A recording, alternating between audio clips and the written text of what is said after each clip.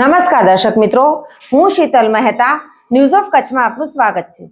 જોઈએ આજના સમાચાર।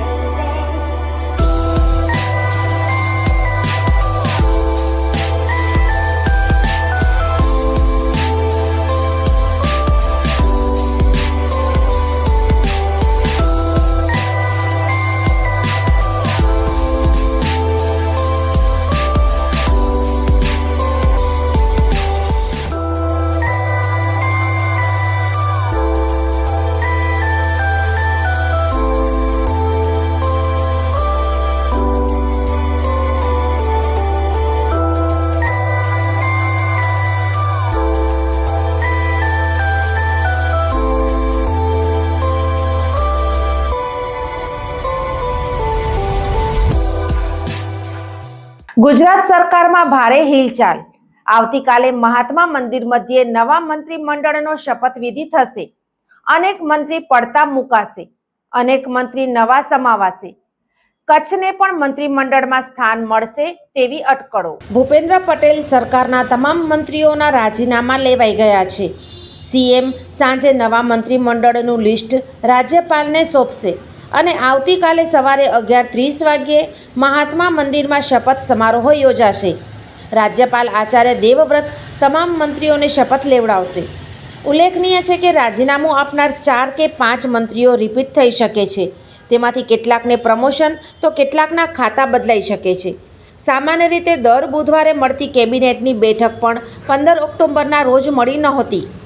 ગુરુવારે કેબિનેટની બેઠક મળશે એવું નક્કી થયું હતું। જો કે અચાનક આજે મળનારી કેબિનેટ બેઠક પણ મોકૂફ રાખવામાં આવી હતી અને હવે વિસ્તરણ પછી જ કેબિનેટ બેઠક મળે એવી સંભાવના છે। 2 દિવસ ભાજપના તમામ ધારાસભ્યો અને મંત્રીઓને ગાંધીનગરમાં હાજર રહેવા માટે સૂચના આપવામાં આવી છે। આજે રાત્રે 8 વાગ્યે મુખ્યમંત્રી નિવાસ સ્થાને મહત્વની બેઠક મળશે। સીએમ હાઉસની બેઠકમાં તમામ ધારાસભ્યોને હાજર રખાશે તથા ભાજપ રાષ્ટ્રીય અધ્યક્ષ જેપી નડ્ડા તમામ ધારાસભ્યોને સંબોધન કરશે। મંત્રીમંડળમાં સામેલ થનારા નવા મંત્રીઓને સીએમ હાઉસ ખાતેની બેઠકમાં જ જાણ કરવામાં આવશે। શપથવિધિ માટે મહાત્મા મંદિરમાં તૈયારીઓ જોરશોરથી ચાલી રહી છે। સુરક્ષા વ્યવસ્થા કડક રાખવામાં આવી છે અને રાજકીય મહેમાનોના આગમનની પણ પૂરી તૈયારીઓ કરાઈ રહી છે। ગુજરાત સરકારના નવા મંત્રીમંડળના શપથવિધિ સમારોહમાં હાજરી આપવા આજે ગુરુવારે સાંજે જ કેન્દ્રીય ગૃહમંત્રી અમિત શાહ, ભાજપના રાષ્ટ્રીય મહામંત્રી સુનિલ બંસલ અને ગુજરાતના પ્રભારી ભૂપેન્દ્ર યાદવ ગાંધીનગર પહોંચી જશે, જ્યારે ભાજપના રાષ્ટ્રીય અધ્યક્ષ જેપી નડ્ડા શુક્રવારે સવારે આવશે।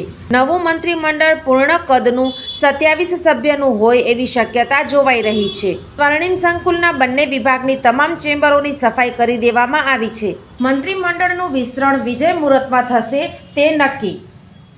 ભાજપના તમામ ધારાસભ્યોને 2 દિવસ ગાંધીનગરમાં રહેવા સૂચના। 16 અને 17 ઓક્ટોબર દરમિયાન ગાંધીનગરમાં રહેવા ધારાસભ્યોને સૂચના। મંત્રીમંડળના વિસ્તરણને લઈને વધુ એક સમાચાર। મંત્રીમંડળના વિસ્તરણની સત્તાવાર રીતે કરાઈ જાહેરાત। પદ નામિત મંત્રીઓનો મહાત્મા મંદિરમાં કાલે શપથ ગ્રહણ કાર્યક્રમ। હર્ષ સંઘવી અને પ્રફુલ્લ પાનસેરિયા કાલે કેબિનેટ મંત્રીના લેશે શપથ।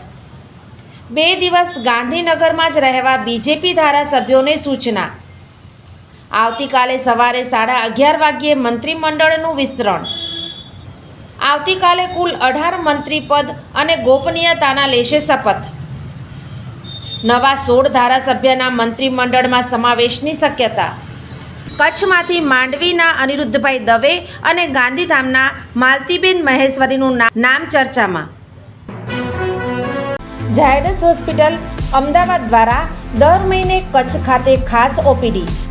Doctor Milan Mehta, pain management specialist, Bhuj દર મહિનાના પહેલા શનિવારે। ડૉક્ટર અજય ચોકસી, સ્વાદુપિંડ, આંતરડા અને લીવરના રોગોના નિષ્ણાંત, ભુજ દર મહિનાના બીજા મંગળવારે મળશે। Doctor Anand Khakhar, senior liver transplant surgeon, Bhuj અને ગાંધીધામ દર મહિનાના પહેલા બીજા બુધવારે મળશે।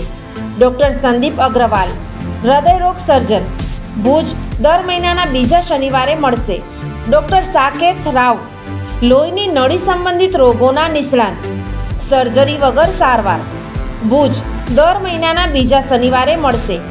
ડૉક્ટર દૈવત વૈષ્ણવ, લેપોસ્કોપિક અને રોબોટિક ગેસ્ટ્રો હિપેટોબિલિયરી સર્જન, ભુજ અને અંજાર, દર મહિનાના ત્રીજા શનિવારે મળશે. ડૉક્ટર રવિ ચૌહાણ, મગજ, મણકા અને કરોડરજ્જુના રોગના નિષ્ણાત, ભુજ, દર મહિનાના ચોથા શનિવારે મળશે. આ બધા જ ડૉક્ટરો LNM group Lions hospital and research centre, Rawalwadi relocation site, Raghuvanshi ચોકડી પાસે, ભુજ મળશે. વધુ માહિતી માટે સંપર્ક મનમીત જાની 9978625908. જીવન અને જ્યોતિષ, દર બીજા અને ચોથા શનિવારે આ વિષય ઉપર જ્યોતિષાચાર્ય ડૉક્ટર પ્રીતિ રાજગોરની મુલાકાત પલ્લવી શેઠ દ્વારા પ્રસ્તુત. જોઈ શકાશે ન્યૂઝ ઓફ કચ્છની ખાસ પ્રસ્તુતિ. જોતા રહો. દર્શક મિત્રો, આજે તારીખ 16 ઓક્ટોબર 2025. આ હતા આજના સમાચાર. આવતીકાલે ફરી મળીશું. ત્યાં સુધી મને રજા આપશો. નમસ્કાર.